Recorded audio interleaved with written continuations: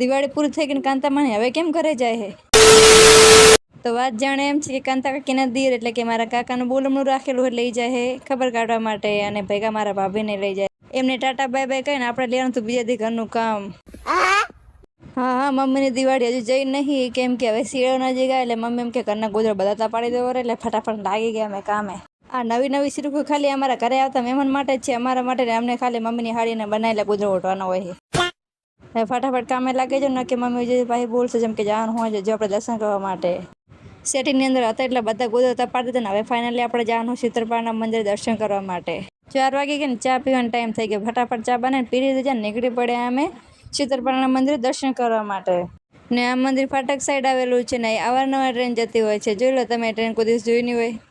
લ્યો ખેતરપા દાદાના દર્શન તમે કરી લો ને હું એ કરી લો ને પૂજા કરીને જવાનું હોય આપણે આપણા ઘર બાજુ. હવે ત્યાંથી જવાનું તો આપણે કરે ને એટલામાં રોહિત કાકા મને પકડાઈ દીધો ટેણીઓ ને જો કેવું રોવે છે, એને હું નહીં ગમતી કે મારો ફોન નહીં ગમતો.